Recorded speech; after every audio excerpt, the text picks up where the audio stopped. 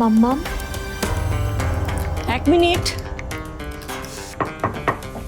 আসছে।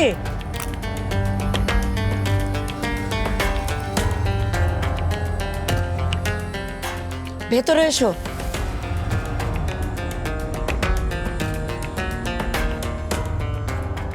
এসব কি? তুমি তো প্রিপারেশন নিয়ে আসো নাই মাম্মাম। তোমার কাপড় চোপড় নিয়ে নিশ্চয়ই সমস্যা হচ্ছে, তাই তোমার সব আগের শাড়িগুলো নিচে নিয়ে আসলাম। এগুলো নিচে নিয়ে আসলে মানে?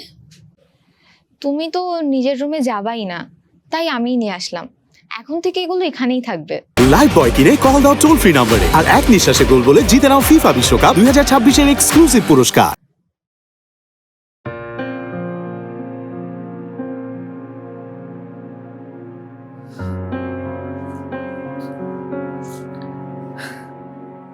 এই শাড়িটা এখনো আছে? সবই আছে। আগে মেঝু মামি যত্ন করে রাখতো, এখন আমি রাখি।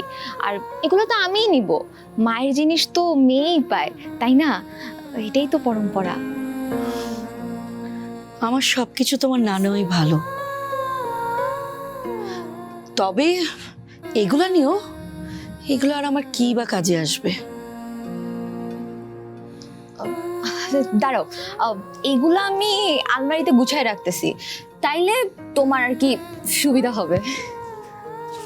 থাক রাশা, এগুলো আর তোমাকে গুছাতে হবে না। তুমি এগুলো নিয়ে এসেছো, বাকিটা না হয় আমি পরে গুছিয়ে রাখবো। তুমি এখন যাও তো এখান থেকে। মাম্মাম, তোমার কাছে আমাকে একটুও থাকতে দাও না কেন?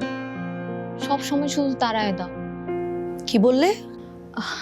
কিছু না, আমি যাইতেছি। কিন্তু মাম্মাম, কালকে তুমি কোন শাড়িটা পরবা? এক কাজ করো, তুমি এইটা পরো।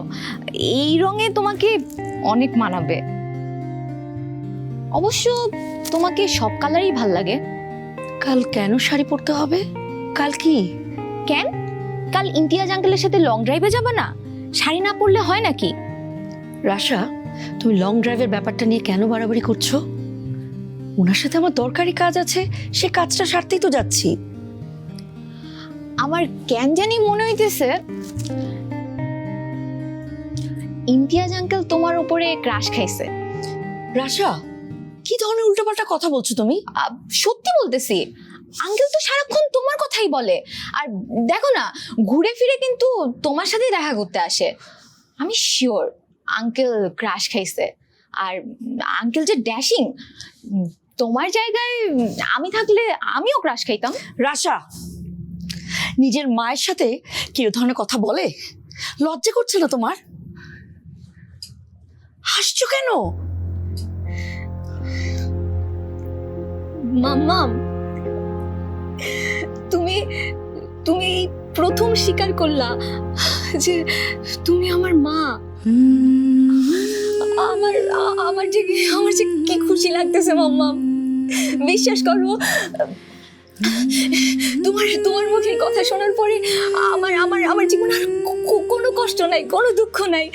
দেখো না, খুশিতে খুশিতে আমার চোখে পানি চলে আসছে।